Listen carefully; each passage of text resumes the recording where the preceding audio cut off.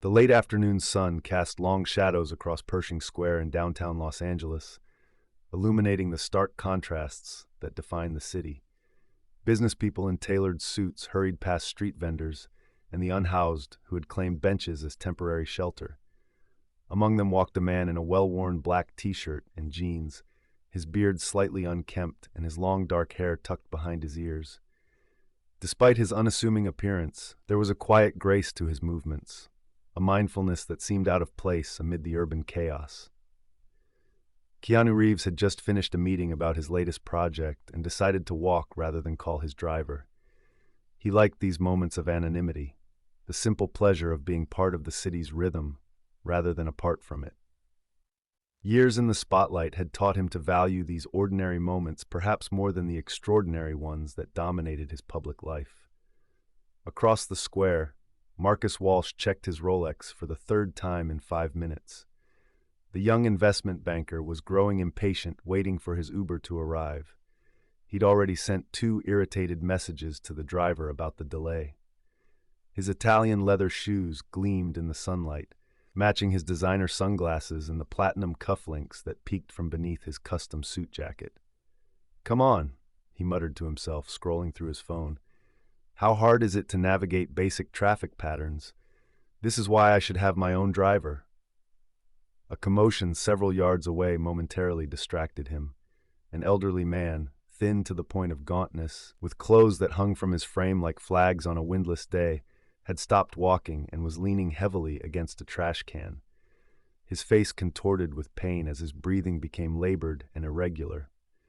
Marcus looked away, uncomfortable with the display of human frailty. His gaze returned to his phone, though a seed of concern had been planted in his mind. Shouldn't someone help? Wasn't that what people did? Before he could fully process these thoughts, the bearded man in the simple black t-shirt approached the elderly gentleman with calm urgency. "Sir, are you all right?" Keanu's voice was gentle but carried across the square. The older man tried to respond, but instead clutched at his chest and began to collapse. With reflexes honed through decades of stunt work, Keanu caught him before he hit the ground, easing him into a sitting position against a nearby bench. "Someone call an ambulance," Keanu called out, his voice commanding without being alarming. Marcus watched, still rooted to his spot, as several people pulled out their phones. He heard someone say, "Is that Keanu Reeves?" But the actor seemed oblivious to the recognition, focused entirely on the man struggling for breath before him. "What's your name, sir?" Keanu asked, kneeling beside the man, one hand supporting his back while the other checked for a pulse at his wrist. "Ellis," the man managed to whisper. "Ellis Green." "Ellis, I'm Keanu. Help is coming. Can you tell me what you're feeling right now?" Marcus found himself moving closer, drawn by something he couldn't name. Perhaps it was the stark contrast between his own irritation at a delayed car and this life-or-death situation unfolding before him.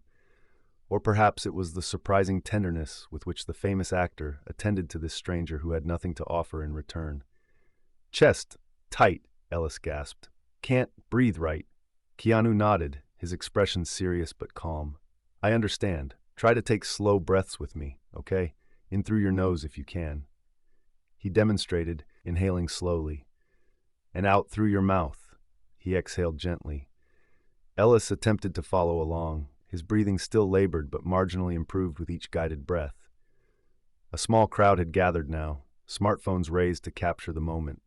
Marcus felt a flash of disgust at their voyeurism, then immediate self-consciousness as he realized he was no different, just another spectator to someone else's suffering. "Can we give him some space, please?" Keanu requested, not unkindly but firmly. Most of the onlookers took a step back, though their phones remained raised. Marcus, feeling suddenly compelled to be useful, stepped forward. "I have water if he needs it," he offered, pulling a premium bottled water from his messenger bag.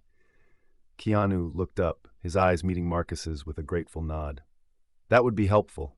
Thank you." As Marcus approached and handed over the water, he noticed something that the camera phones would never capture. The tremor in Keanu's hand as he accepted the bottle, the brief flash of fear in his eyes that belied his outward calm. This wasn't performative heroism, it was genuine human concern. "Small sips, Ellis," Keanu instructed, holding the bottle to the older man's lips. Ellis took a tentative swallow, water dribbling slightly down his chin. Keanu gently wiped it away with his sleeve without hesitation. "The ambulance should be here in 3 minutes," someone from the crowd announced. Keanu nodded his thanks without looking up. "Hear that, Ellis? Just a few more minutes. You're doing great." Marcus found himself kneeling on the other side of Ellis, his expensive suit pants making contact with the grimy sidewalk. "Is there anything else we can do?" he asked, surprising himself with the "we" that had slipped out. "Just help keep him comfortable and calm," Keanu replied. Then, to Ellis, "Do you have any medical conditions we should tell the paramedics about?" Ellis nodded weakly. "Heart had a bypass 3 years ago." "Okay, that's good information to have. Thank you for telling us." Keanu's hand never left Ellis's shoulder, the physical connection seemingly as important as his words. Marcus watched as Keanu continued to talk softly to Ellis, asking him simple questions about his day, where he was headed, anything to keep his mind engaged and distracted from the pain and fear. There was no condescension in his manner, no sense that he viewed himself as a savior. He spoke to Ellis as he might speak to anyone, with genuine interest and respect. The wail of sirens announced the ambulance's arrival. As paramedics rushed over with equipment and a stretcher, Keanu moved back but stayed close, relaying what little information he had gathered about Ellis's condition. "Sir, we'll take it from here," one of the paramedics said professionally. Keanu nodded but asked, "May I speak with him one more time before you go?" Given permission, he leaned down to where Ellis now lay on the stretcher. "Ellis, you're in good hands now. These folks will take excellent care of you." Then, reaching into his pocket, he pulled out what appeared to be a business card and pressed it into Ellis's hand. "When you're feeling better, call this number. I want to know how you're doing, okay?" Ellis's eyes widened slightly, and he managed a weak nod as he clutched the card. As the paramedics prepared to load Ellis into the ambulance, Keanu asked one final question that Marcus couldn't hear from where he stood. The paramedic nodded and said something in return. Keanu then stepped back, watching intently as they loaded Ellis into the vehicle. When the ambulance pulled away, its sirens once again piercing the afternoon quiet, Keanu stood for a moment, shoulders slightly slumped, before turning to continue on his way.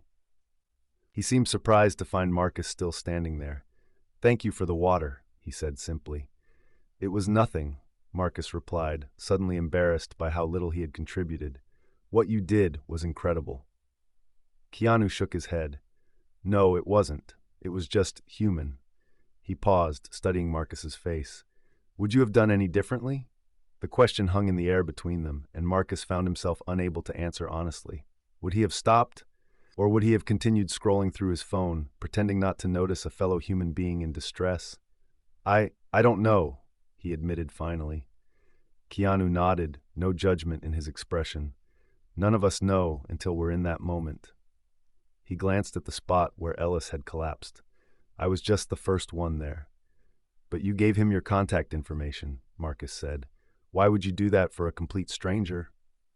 Keanu looked at him with an expression that was both gentle and penetrating. "Are any of us really strangers? We're all just people trying to make our way through the world the best we can." He shrugged. "Besides, I have the means to help if he needs it. Why wouldn't I?" Before Marcus could respond, a woman approached them hesitantly, her phone clutched in her hand. "Excuse me," she said to Keanu. "I'm sorry to bother you, but are you?" "Yes," Keanu said with a small smile, "but I'd rather not take any photos right now, if that's okay." The woman nodded, looking slightly disappointed but understanding. "Of course. I just wanted to say that was a really kind thing you did." "Thank you," Keanu replied sincerely. "But really, anyone would have done the same." As the woman walked away, Marcus found himself saying, "I don't think that's true. Not everyone would have done what you did." Keanu considered this. "Maybe not in exactly the same way, but I believe most people want to help others. Sometimes we just get distracted by our own concerns." Marcus thought about his irritation with the delayed Uber, how insignificant it seemed now. "I suppose that's true." An awkward silence fell between them, and Marcus realized with a start that he was casually conversing with Keanu Reeves as if they were acquaintances.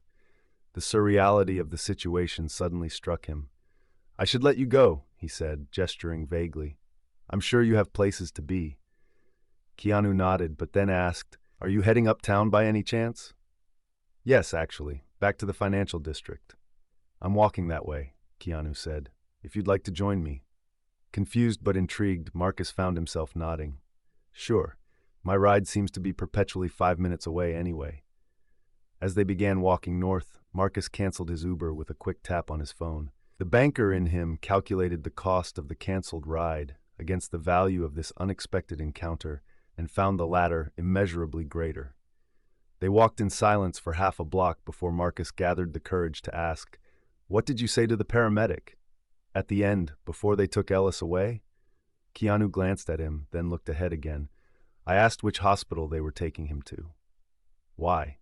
"So I can check on him later. Make sure he's okay." Marcus digested this. "You really meant it about wanting to know how he's doing." "Of course," Keanu replied as if it were the most natural thing in the world. "But you must encounter thousands of people who want something from you. How do you decide who to help?" Keanu's pace slowed slightly as he considered the question. "I don't think of it as deciding who to help. It's more about being present in each moment and responding to what's in front of you." He paused. "Today, Ellis needed help. Tomorrow it might be someone else, or maybe I'll be the one needing help." They crossed an intersection, waiting for the light to change before continuing their conversation. "But there's a practical limit, isn't there?" Marcus pressed.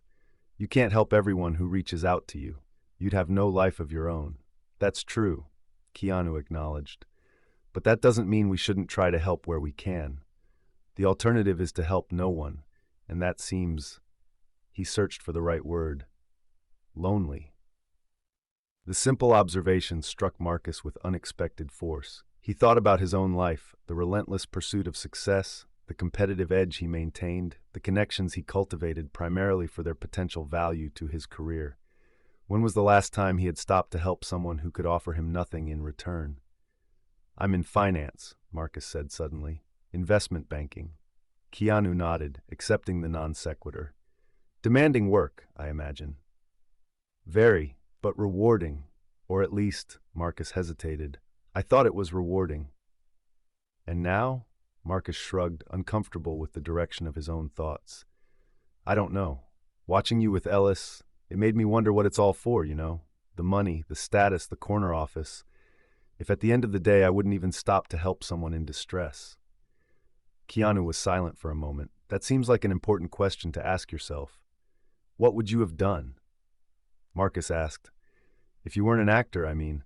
If you had to choose a regular career." Keanu considered this. "I don't know that I could have chosen anything other than what I did. Acting found me as much as I found it." He smiled slightly. "But if I had to choose something else, maybe something with motorcycles, or something where I could work with my hands." "Not finance, then," Marcus said with a self-deprecating laugh. "Nothing wrong with finance," Keanu replied. "The world needs all kinds of work. The question isn't what you do, but how you do it, and why." They walked another block in companionable silence, each lost in his own thoughts. The financial district loomed ahead, glass towers reflecting the late afternoon sun. "This is where I'd turn," Marcus said, gesturing toward his building. Keanu nodded. "It was good walking with you." "Marcus," he supplied. "Marcus Walsh." "Marcus," Keanu repeated, offering his hand. "Take care." As they shook hands, Marcus felt an impulse he couldn't ignore. "Mr. Reeves, Keanu, please. Keanu, could I?" Marcus took a breath. "Would it be possible for me to go with you? To the hospital, to check on Ellis." Surprise flickered across Keanu's face, followed by something like approval. "I was planning to go this evening after my last meeting, around 8. "I could meet you there," Marcus offered, "if that's not too weird." Keanu studied him for a moment, then nodded. "Not weird at all. I think Ellis would appreciate having more than one person concerned about him." He pulled out his phone. "Give me your number, and I'll text you the details." As Marcus recited his number, he felt a strange sense of anticipation. Just hours ago, his biggest concern had been a late Uber and an impending deadline. Now he was making plans to visit a homeless man in the hospital with Keanu Reeves. Life took the most unexpected turns. 8 o'clock then, Keanu confirmed, putting away his phone. See you there, Marcus. With a casual wave, he continued up the street, soon blending into the crowd of pedestrians. Just another person in a sea of humanity, distinguished not by his fame, but by the simple kindness he had shown to a stranger in need. Marcus watched him go, the encounter already taking on a dreamlike quality in his mind. Had that really happened? Had he really just spent 20 minutes in the company of one of Hollywood's biggest stars? But as he turned toward his office building, Marcus realized that the fame was the least significant aspect of their encounter. What lingered was the question Keanu had posed. The question isn't what you do, but how you do it, and why. For the first time in years, Marcus didn't have a ready answer, and somehow that felt like progress. The hospital corridor smelled of antiseptic and stale coffee. Marcus arrived at 7:45, 15 minutes early, clutching a small gift bag containing fruit, a paperback mystery novel, and a card he'd hastily purchased from the hospital gift shop. He felt simultaneously foolish and nervous, unsure if Keanu would actually show up, or if the whole arrangement had been a polite way to extricate himself from an awkward fan encounter. But at precisely 8, the elevator doors opened, and Keanu stepped out, now wearing a different black t-shirt but the same worn jeans. He carried a simple bouquet of yellow daisies wrapped in brown paper. When he spotted Marcus, his face registered mild surprise, then a warm smile. "You came," he said, extending his hand. "So did you," Marcus replied, shaking it. "Did you think I wouldn't?" Marcus shrugged. "I wasn't sure. You must get a lot of people asking for your time." "I do," Keanu acknowledged, "but I don't make promises I don't intend to keep." He gestured toward the nurse's station. "Shall we?" They approached together, and Keanu spoke to the charge nurse. "We're here to see Ellis Green. He was brought in this afternoon with chest pains." The nurse checked her computer. "Are you family?" "Friends," Keanu replied without hesitation. "We were with him when it happened." The nurse looked up, recognition dawning in her eyes as she saw who was addressing her. She glanced at her computer again. "Mr. Green is in room 342. He's been stabilized, but he's resting now. You can visit briefly, but please don't tire him out." "We understand. Thank you," Keanu said with a warm smile that made the nurse blush slightly. As they walked toward the elevator, Marcus asked, "Do you get that a lot? People recognizing you?" Keanu pressed the call button.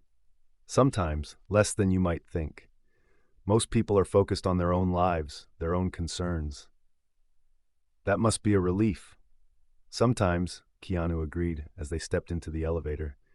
"Other times, it's a reminder of how disconnected we can be from each other.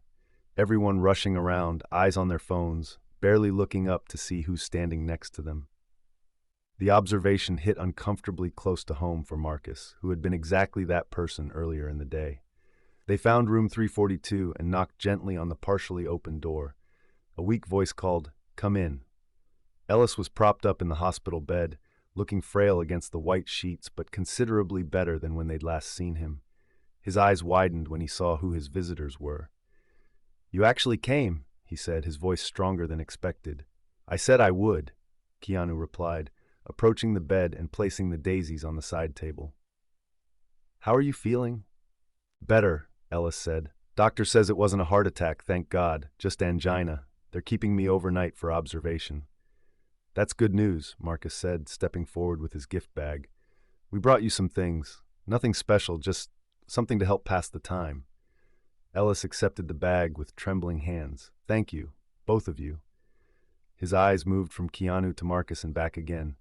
"I recognize you," he said to Keanu. "You're just someone who happened to be there when you needed help," Keanu interrupted gently. "That's all."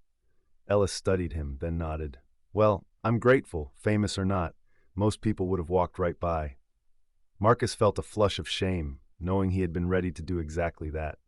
"What's your prognosis?" Keanu asked, pulling up a chair beside the bed. Marcus followed suit on the other side. "They say I need to take it easier, change my diet, take some medications." Ellis's laugh was hollow. "Easier said than done when you're living on the streets." Keanu nodded, his expression serious. "Where were you staying before this happened?" "Different places. Shelters when I can get in, parks when I can't." Ellis's dignity was evident in his straightforward account. "I was an electrical engineer, if you can believe it. had a good career, a family. Then my wife got sick, cancer. The insurance didn't cover everything. By the time she passed, I'd lost our savings, our house, eventually my job. Been trying to get back on my feet for 3 years now. Marcus listened, acutely aware of how easily such circumstances could befall anyone. One serious illness, one economic downturn, one streak of bad luck. That's all it would take. "Do you have family that could help?" he asked. Ellis shook his head. "A daughter in Minnesota. We haven't spoken in years. Her choice, not mine. Can't say I blame her. I wasn't the best father even before things fell apart." A nurse appeared in the doorway. "Just checking vitals," she announced, moving efficiently to Ellis's bedside. While she worked, Keanu turned to Marcus. "Step outside with me for a moment." In the hallway, Keanu leaned against the wall, his expression thoughtful. "I've been thinking about Ellis's situation since this afternoon. There's a program I support. They help people get back on their feet. Housing, job training, medical care. I could make a call, see if they have an opening." Marcus nodded slowly. "That sounds like a good start. But he'd need some immediate help too, wouldn't he? For when he's discharged tomorrow." "Yes," Keanu agreed. "He would." They looked at each other, an unspoken understanding passing between them. "I could help with that," Marcus said finally. "The immediate needs. A hotel for a few weeks, clothes, food." "You'd do that?" Keanu asked, no judgment in his voice, just curiosity. "It seems like the right thing to do," Marcus replied. "And it's not like I can't afford it." Keanu nodded, a small smile playing at the corners of his mouth. "Let's talk to him, see what he thinks." When they returned to the room, the nurse had gone, and Ellis was examining the paperback from the gift bag. "I used to love mysteries," he said, holding up the book. "Haven't read one in years." "Ellis," Keanu began, sitting down again, "Marcus and I have been talking, and we'd like to help you, if you'll let us." Wariness immediately crossed Ellis's face. "I'm not looking for charity." "It's not charity," Keanu said firmly. "It's community. It's people helping people." Ellis remained skeptical. "Why would you do this for me? You don't even know me." "I know you were an electrical engineer," Keanu replied. "I know you loved your wife enough to sacrifice everything for her care. I know you're someone's father. That's not nothing." Ellis's eyes glistened. "What are you proposing?" Between them, Keanu and Marcus outlined a plan. Temporary accommodations at a decent hotel while Ellis recovered, followed by placement in the rehabilitation program Keanu supported. Marcus would cover the immediate expenses. Keanu would facilitate the longer-term support. "What's the catch?" Ellis asked when they finished. "No catch," Marcus assured him. "Just pay it forward someday, if you can." Ellis studied them both for a long moment. "I don't know what to say."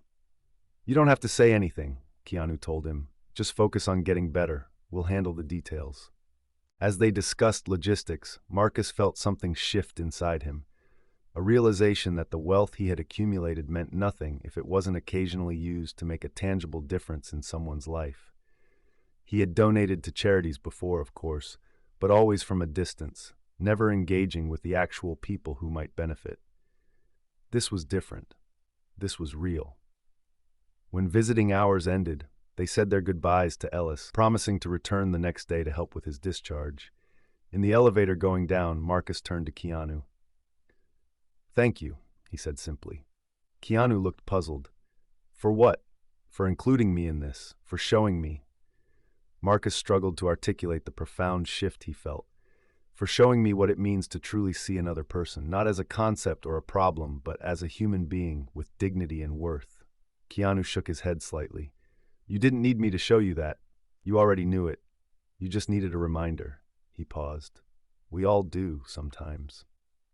As they exited the hospital into the cool night air, Marcus felt lighter than he had in years, as if he had set down a burden he hadn't known he was carrying. The irony wasn't lost on him, that a chance encounter with a celebrity and a homeless man had somehow made him feel more connected to humanity than all his networking, events, and client dinners combined. "Will you be okay getting home?" Keanu asked, gesturing to the quiet street. "I'll call a car," Marcus replied. Then, hesitating, "Would you like a ride somewhere?" Keanu smiled. "Thanks, but I prefer to walk when I can. Helps me think." "Then I'll see you tomorrow? For Ellis's discharge?" "Absolutely, I'll text you the time." They shook hands again, but this time it felt different. less like a meeting of strangers and more like the continuation of something meaningful. As Keanu turned to leave, Marcus called after him. "Hey, Keanu," he looked back. "In the movies, are you always the good guy?" Keanu laughed, a genuine sound that echoed in the hospital parking lot. "No, not always, but I try to be when it counts." With a final wave, he disappeared into the night. Marcus stood for a moment, watching the space where Keanu had been, before pulling out his phone to call a car. As he waited, he found himself thinking not about the incredible story he would have to tell, about meeting Keanu Reeves and spending an evening with him, but about Ellis, and about the countless others like him who remained invisible to so many, including, until today, to Marcus himself. The car arrived, and as he settled into the back seat, Marcus made a decision. Tomorrow, after helping Ellis get settled, he would call his sister. They hadn't spoken in months, not due to any particular falling out, but simply because Marcus had been too busy with work and social climbing to maintain the relationship. "Where to, sir?" the driver asked. Marcus gave his address, then leaned back against the leather seat. Outside the window, Los Angeles continued its nightly rhythm, people hurrying home, tourists exploring, the unhoused seeking shelter, all under the same blanket of stars, partially obscured by city lights. For perhaps the first time, Marcus truly saw them all, not as backdrop characters in his own story, but as protagonists in their own complex narratives, each as valuable and worthy of dignity as his own. It was a perspective shift that would stay with him long after the memory of walking alongside a famous actor had faded, a lesson not in celebrity encounters, but in shared humanity, taught by two unlikely teachers on an ordinary day that had somehow become extraordinary. As the car pulled away from the curb, Marcus felt something he hadn't experienced in a very long time, a sense of purpose that transcended balance sheets and profit margins, a reminder that the true measure of a person wasn't in what they accumulated, but in what they gave away, not just their money, but their attention, their compassion, their presence. It was a lesson that had always been there, waiting for him to notice, just like Ellis, waiting for someone to stop and truly see him. Just like all of us, moving through the world, hoping to be recognized not for our status or our possessions, but simply for our shared humanity. Just like Keanu Reeves, walking anonymously through the city, carrying fame lightly enough to set it aside when a fellow human being needed nothing more complicated than a helping hand. And in that realization, Marcus found something he hadn't known he was looking for. Not a brush with celebrity, but a reconnection with the part of himself capable of genuine kindness without expectation of return. It was, he reflected, as the city lights blurred past his window, the most valuable thing he had acquired in a very long time, and it hadn't cost him a dime.